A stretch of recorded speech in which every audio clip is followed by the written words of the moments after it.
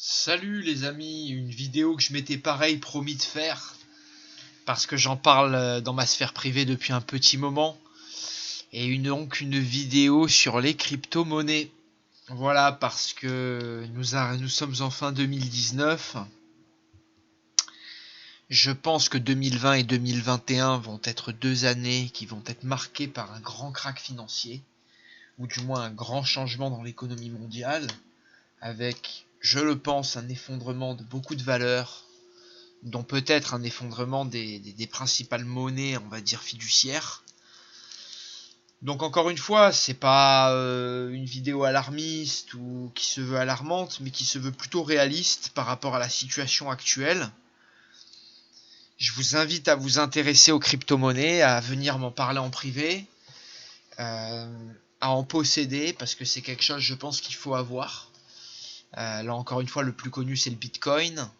Qui a énormément gonflé. Alors je fais cette vidéo justement suite à un carré Vénus-Saturne de la fin septembre 2019. Donc et suite à une perte brutale de 25 à 40% de certaines crypto-monnaies, donc qui viennent de perdre encore un gros coup.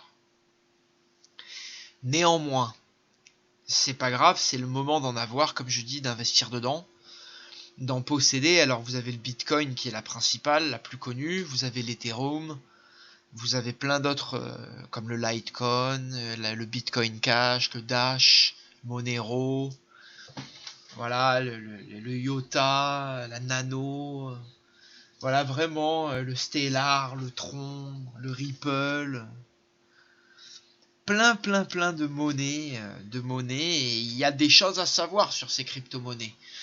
Alors le Bitcoin, le problème c'est que c'est un peu long pour s'envoyer de l'argent, ça prend à peu près 1h20 en moyenne. Mais il y a peu de commissions et on peut s'envoyer de l'un à l'autre de l'argent très facilement sans passer par une banque. C'est un moyen, les crypto-monnaies, de posséder de l'argent sans forcément être taxé ou risquer de se le faire cambrioler ou saisir par un État parce que votre argent, il appartient à une blockchain. Voilà, donc il y a toute une technologie sur laquelle je vous invite à vous renseigner. Ce qui est assez intéressant. Et encore une fois, vous avez plein de ce qu'on appelle d'altcoins, quoi, d'alternative coins, donc de monnaie alternative, de monnaie crypto qui se montent.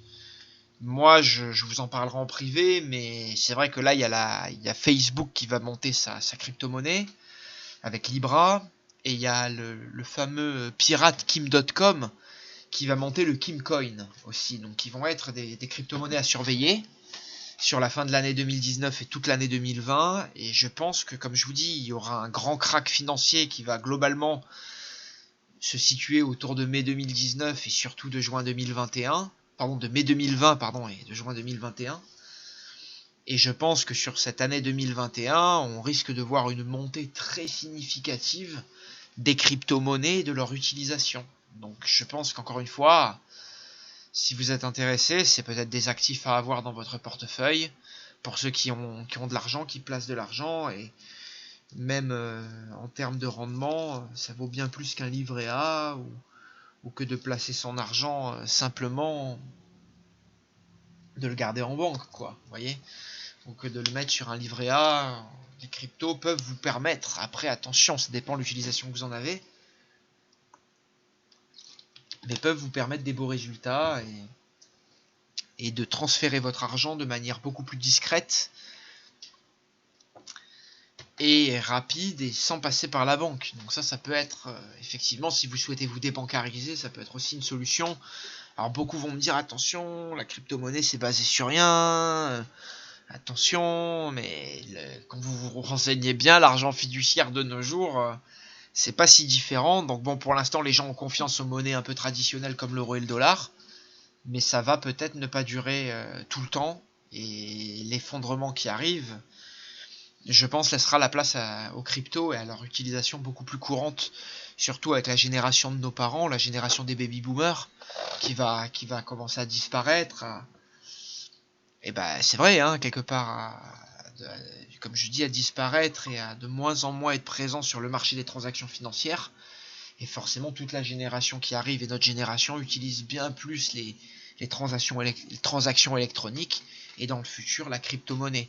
Il ne faut pas oublier quand même que la crypto-monnaie, c'est toute on va dire une monnaie, notamment le Bitcoin, qui est utilisée dans les transactions du crime, de la drogue et toutes les transactions mafieuses, et donc cachées. Donc il faut le savoir que, comme l'a dit Attali, mais beaucoup de penseurs, comme l'industrie du crime devient de plus en plus grosse et de plus en plus puissante, et que maintenant on fait rentrer dans les PIB mondiaux, les PIB nationaux, on fait rentrer le trafic de drogue et l'industrie criminelle, il faut se dire que voilà, ces monnaies ont toute leur importance parce qu'elles sont utilisées au jour le jour par des trafiquants de drogue, des mafieux, et bon, peu importe, mais elles ont une véritable valeur pour ça. Donc c'est pour cette raison que je vous invite à vous y intéresser. Et encore une fois, si vous avez des questions concernant les cryptos, ben n'hésitez pas, n'hésitez vraiment pas. Et même pour, voyez, pour payer mes services ou d'autres, vous pouvez utiliser la crypto-monnaie. Et je pense que dans le futur, vous serez ravis d'avoir ce qu'on appelle un wallet, un crypto-wallet, quoi, un portefeuille de crypto-monnaie. Et donc de pouvoir justement échanger et bouger de la crypto assez rapidement sans avoir à vous y mettre au dernier moment. Et ça, c'est quand même quelque chose que je conseillerais pour quelqu'un qui n'a pas encore de crypto. Voilà.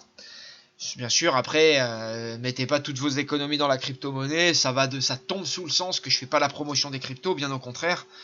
Et moi-même, je possède quelques cryptos, pas des milliers d'euros ni des centaines d'euros, mais je peux vous dire, j'ai vu effectivement qu'il y a eu un gros crash de crypto. Néanmoins, malgré cela, je vous dis, il y a eu une attaque des banques. Hein. Les banques ont injecté beaucoup d'argent, la Fed, de milliards de dollars dans le système très récemment. Donc sur cette fin septembre 2019, début octobre. Mais les cryptos ont pris donc un coup à cause de cela. Mais malgré tout, vous savez, une fois que les cryptos baissent, les gens en rachètent.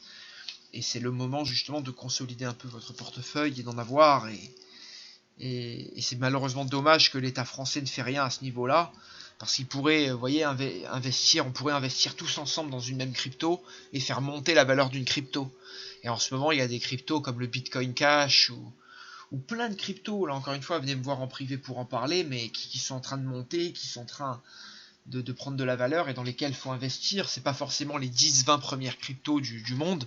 Vous pouvez aller voir sur marketcap.com, je crois, de mémoire, où ils vous indiquent les cryptos selon le marché qu'elles génèrent, le volume d'argent et de transactions qu'elles représentent.